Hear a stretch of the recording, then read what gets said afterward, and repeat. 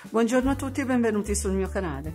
Oggi vedremo insieme un altro modo per rientrare quando abbiamo tagliato i fili e dobbiamo rientrare sui punti alti, un altro modo per cominciare. Di solito si parte in una maniera tradizionale, è un punto basso, 2 catenelle, oppure un punto bassissimo, 3 catenelle, oppure un punto basso su punto basso, o una catenella e un punto alto.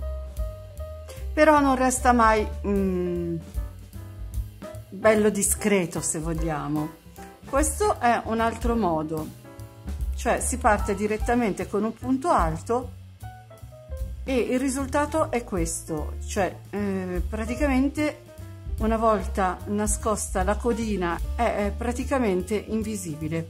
Andiamo a vedere come si fa. Facciamo finta che questo è il lavoro che sto facendo, che può essere, che ne so, il cambio colore di una copertina, il cambio colore di una piastrella granny, o semplicemente il cambio di direzione, cioè chiudo un giro, taglio e vado a riprendere in un altro modo il lavoro che sto facendo, o tipo attaccare le maniche a un top down, cose di questo tipo.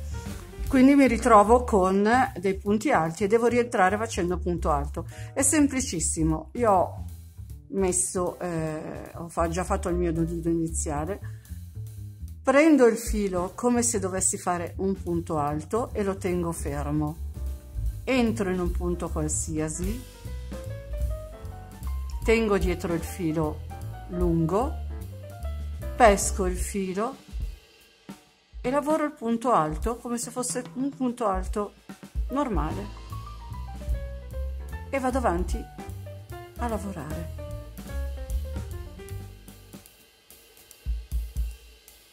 Rifaccio, metto l'asolina sull'uncinetto,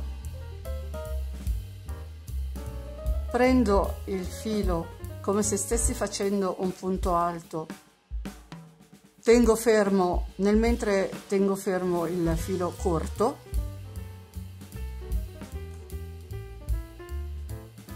tengo fermo sull'uncinetto, entro in un punto qualsiasi, prendo il filo, scarico le 2 asoline e scarico le altre 2.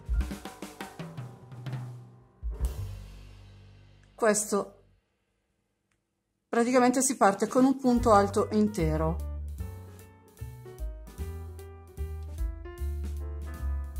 Vado avanti e faccio 2 o 3 punti e vediamo che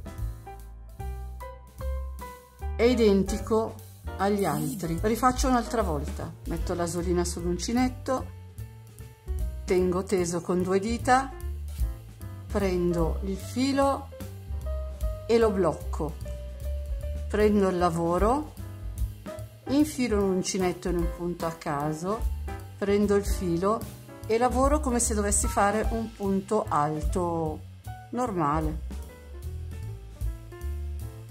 e vado avanti a lavorare.